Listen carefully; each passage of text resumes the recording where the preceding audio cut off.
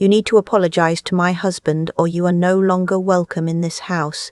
She said it standing in my own kitchen, or what used to be my kitchen, the one where I'd made Christmas breakfast for 31 years.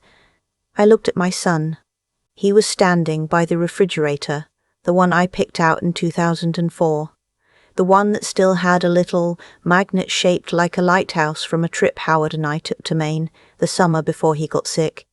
My son looked at that refrigerator, not at me. He said nothing. I was 68 years old.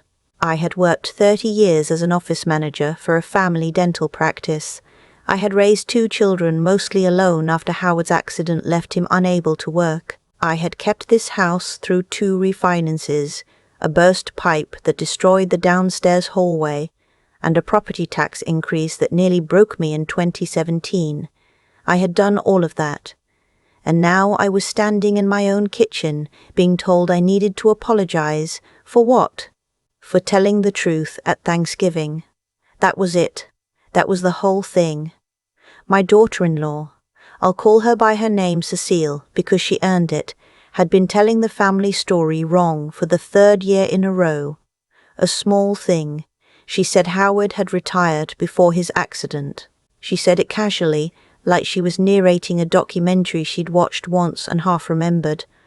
Howard hadn't retired. Howard had been a foreman at a manufacturing plant in Dayton for 22 years.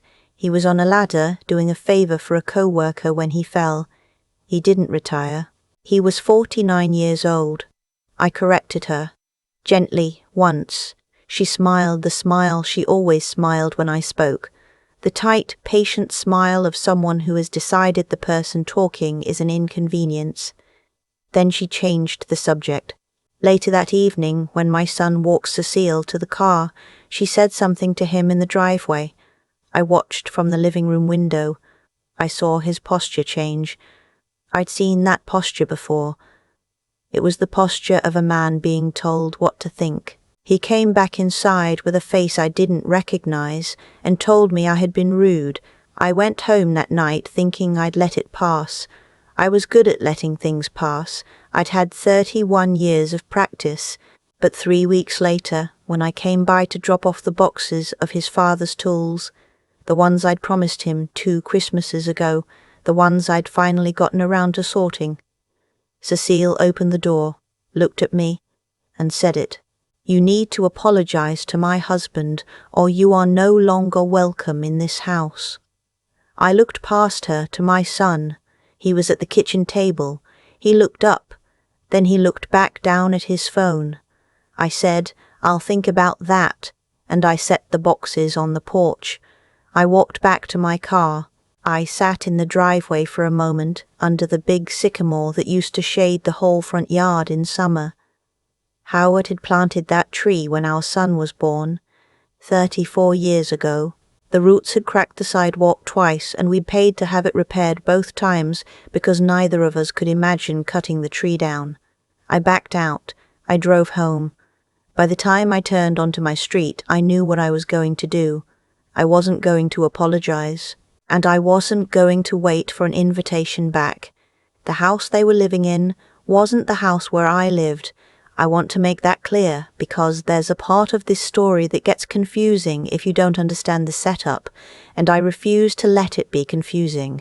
I've spent too many years watching things get rewritten. I own a small Cape Cod on Millbrook Avenue. That's where I've lived for over 30 years. That's where my bedroom is, where my garden is, where Howard's reading chair still sits in the corner of the den, because I'm not ready to move it. The house my son and Cecile live in, the one where I'd just been told I was unwelcome, is a colonial on Deer Path Road, about 4 miles away. Howard and I co-signed the mortgage when they bought it in 2018. Our names were on the original loan because their credit wasn't strong enough on its own. We were told it was a formality. We were told it was temporary. We were told we'd be taken off when they refinanced. They refinanced in 2021. Our names came off the mortgage, but I had also given them a personal loan of $42,000 for the down payment, documented in writing, at 0 interest, repayable whenever they could. They had made 4 payments in 3 years. The remaining balance was still $37,000. I had not brought this up. Not once. Not even when Cecile bought new kitchen cabinets and didn't mention it. Not when they took a cruise to Alaska for their anniversary while I was watching their dog. I had been patient because he was my son and she was carrying my first grandchild, and I believed, with the kind of belief that only a mother can sustain against all available evidence, that things would get better. They did not get better. Sitting in my kitchen that night with a cup of coffee I didn't drink, I pulled out the folder from the bottom of my filing cabinet, the one I'd labelled, in Howard's old label maker, House Deer Path, the loan agreement, the payment records, the original co-sign paperwork, the email chain where I had very politely 3 times asked whether they'd like to set up an automatic payment. I laid everything on the kitchen table beside the coffee. Then I went to find my reading glasses and called my attorney. Her name was Patricia Linwood, and she had handled my estate planning for 6 years. When I explained the situation, she didn't say anything for a moment. Then she said, "You have a documented personal loan, a signed promissory note, and a payment history. Do you want to pursue collection, or do you want to restructure?" I said, "Neither. I want to know my options." She walked me through them. I listened. I asked questions. We scheduled a follow-up for the following week. That night I didn't sleep well. Not because I was second-guessing myself. I knew what I was going to do the moment I turned out of that driveway. I didn't sleep because the house was too quiet and Howard had been gone for 6 years, and sometimes the quiet still catches me off guard. I made myself a piece of toast at 2 in the morning and sat at the kitchen table where we used to do the crossword together on Sunday nights. He always started with the long horizontal clues. I always started with the corners. We never fought about it. That was the kind of thing I missed about him.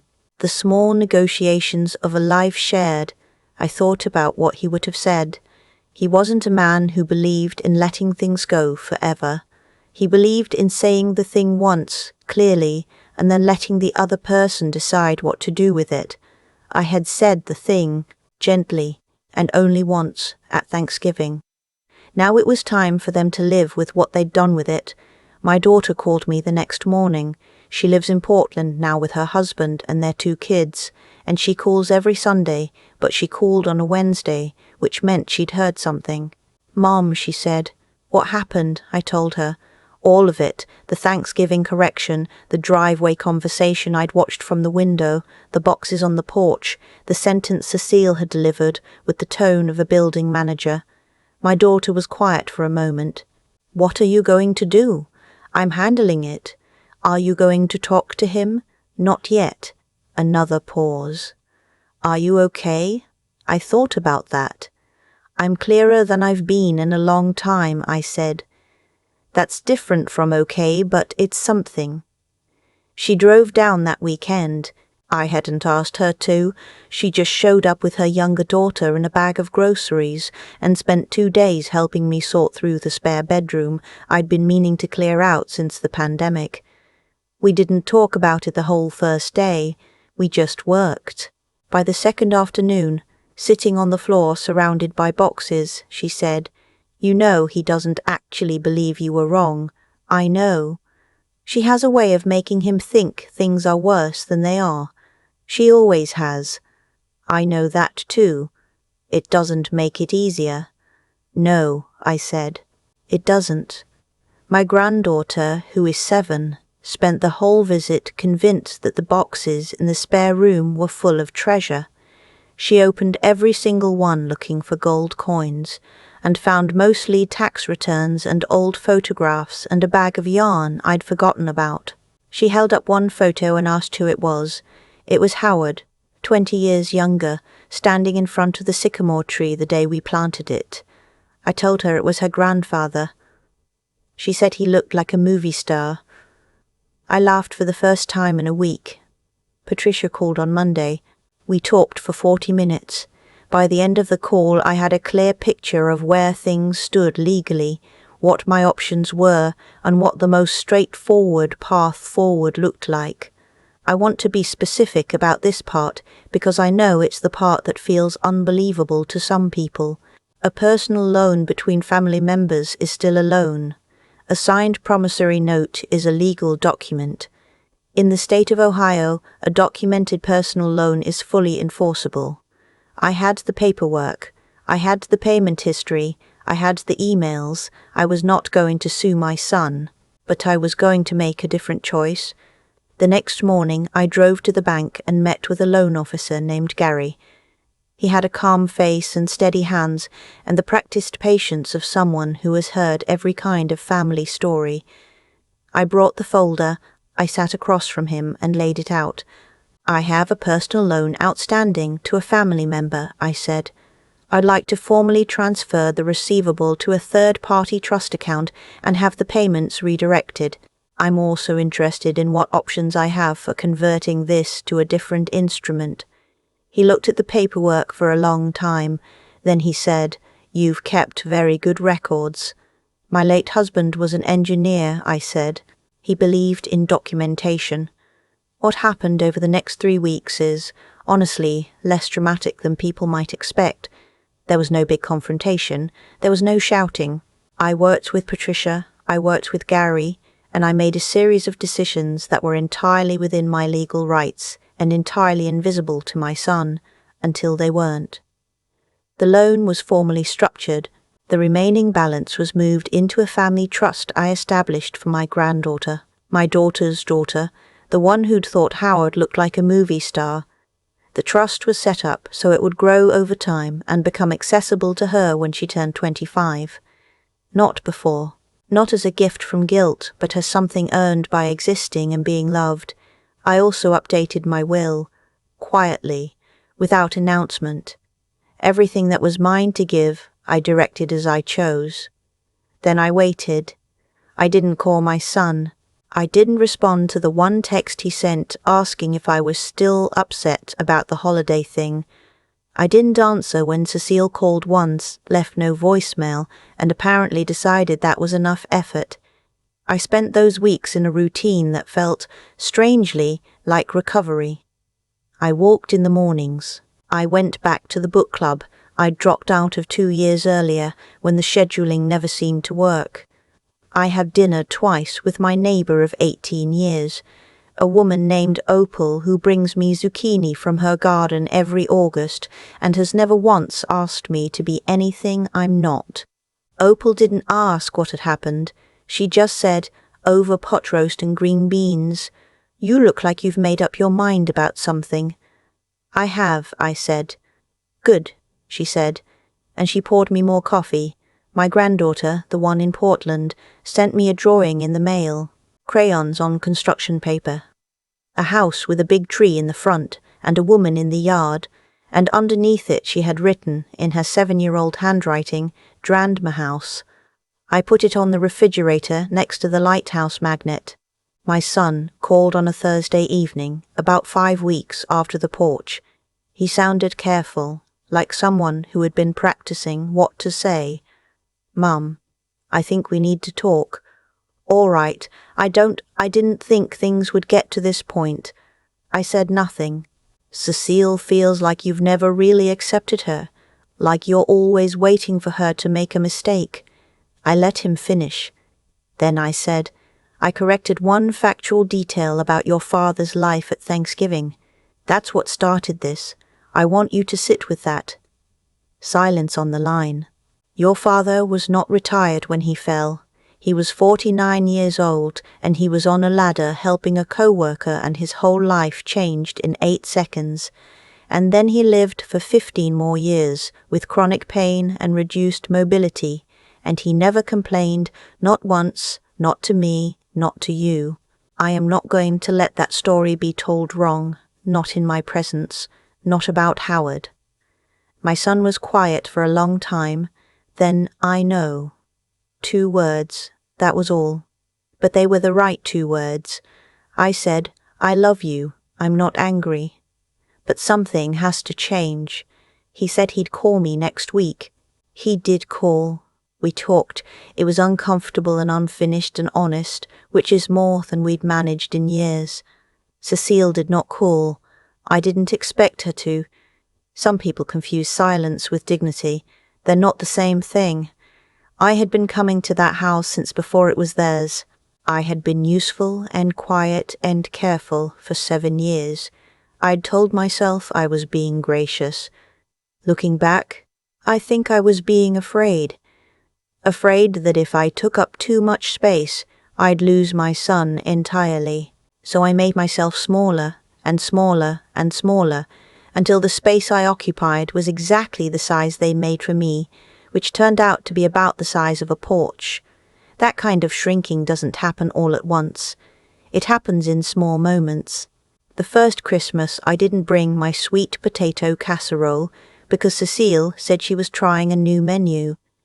The birthday dinner where she answered a question I'd asked my son before he could respond, and he just nodded along.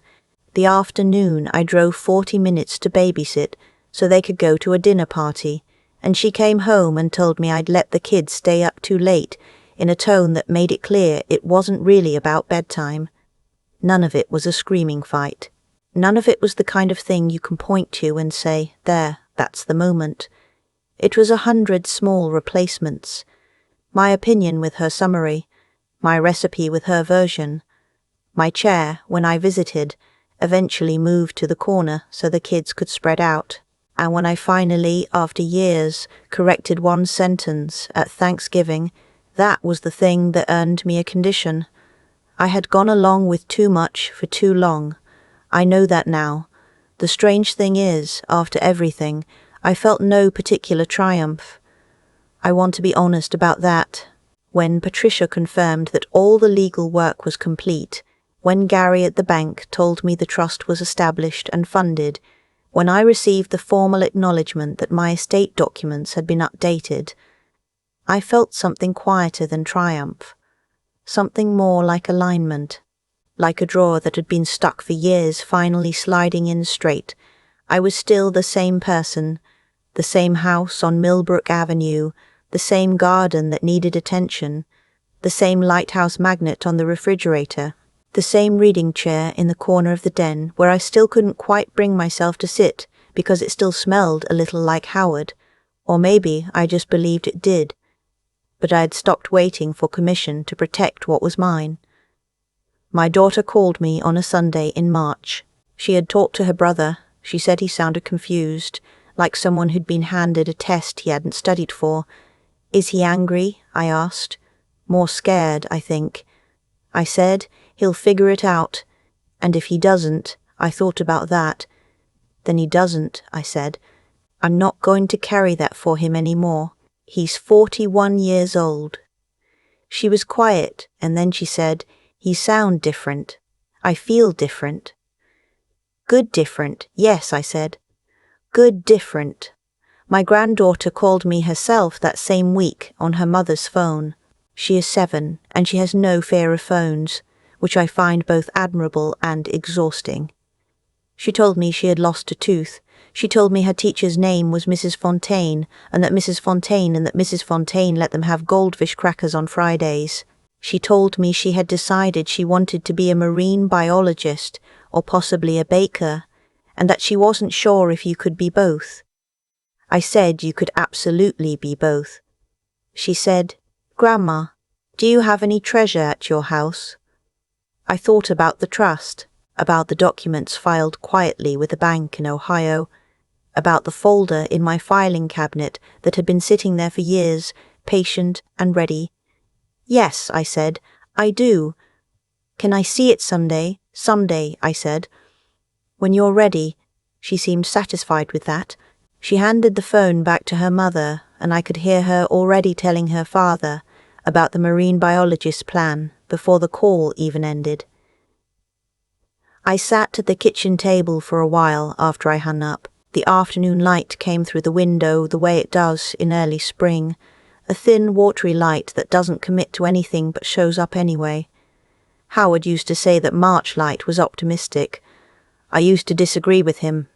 He was right, I think. Opal knocked on my back door around 4 o'clock with a packet of flower seeds she'd ordered from a catalogue. zinnias, and the kind of black-eyed Susan she said was new. She said the catalogue claimed they'd come back every year on their own. Perennials, I said. Things that stay, she said. I like those. We sat on the back porch for an hour talking about nothing in particular. The garden, the weather, the new family that had moved in down the block with 4 children and a very loud trampoline. By the time she went home, the light had gone golden, and the yard smelled like mud and something green just starting. I went inside and wrote a letter. I do that sometimes, write letters I don't send. I wrote one to my son.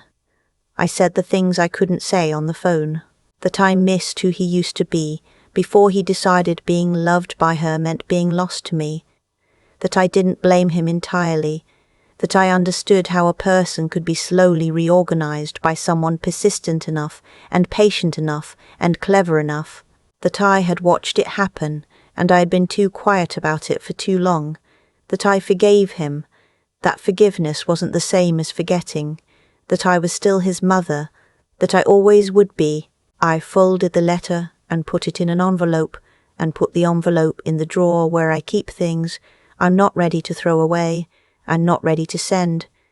Maybe I'll mail it someday. Maybe I won't. Howard used to say that some things just need to be said out loud, even if only to yourself. He believed in the clearing power of spoken truth. I think of him sometimes when I'm making tea at night, just standing at the counter waiting for the kettle, and I say a thing out loud to no one, something I've been carrying, and I feel just slightly lighter. I am not a woman who waits for apologies. I stopped expecting them somewhere around 65. What I learned, later than I should have, is that the response to a condition, apologize or you're not welcome, doesn't have to be compliance. It doesn't have to be compliance. It doesn't have to be a fight either. It can just be a door you close quietly on your way to somewhere better. I closed that door, and then I went and planted zinnias. If any part of this story felt familiar to you, if you've ever been handed a condition and felt the floor drop out, leave a comment. I read every one. You are not alone, and you are not wrong for refusing to get smaller. I've thought a lot about what it actually takes to get to a place like where I am now. Not the legal part, not the paperwork, not the meetings with Patricia, or the quiet afternoon at Gary's desk at the bank. I mean the internal part. The part that happens before any of that, when you're sitting alone at 2 a.m. with a piece of toast you don't taste, deciding whether to fold or to finally stand up straight. What I know now is that it doesn't happen all at once. That's what nobody tells you. The stories we like are about one big moment, one clear line crossed, one undeniable thing that changes everything. But that's not usually how it works. What actually erodes a person is repetition. It's the sweet potato casserole you stopped bringing because it wasn't wanted. It's the question you asked your son that got answered by someone else before he could open his mouth. It's the chair that moved to the corner, then disappeared entirely. Each one is small enough to dismiss. Together they are a life gradually handed over to someone who never asked for it nicely. I was not naive. I saw what was happening. I think that's the hardest part to admit. I saw it, and I chose to accommodate it, year after year, because I told myself that accommodation was love, that staying small was the price of staying close. And maybe for a while it was.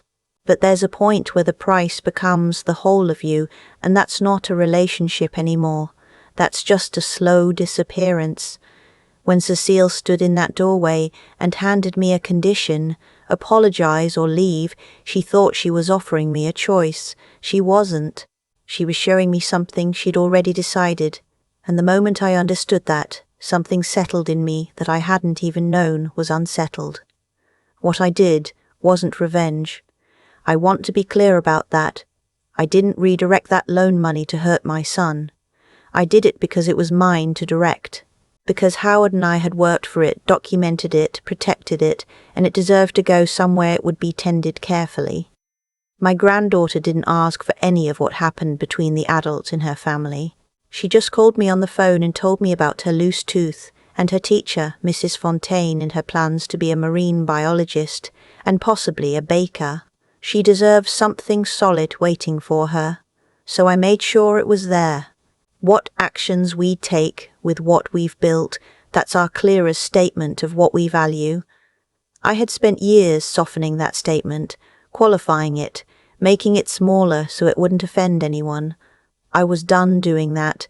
The thing about integrity is that it doesn't announce itself. It doesn't need to. It just quietly holds its shape while everything around it shifts. Howard had that quality. I used to think it was stubbornness. Now I understand it was something more like fidelity.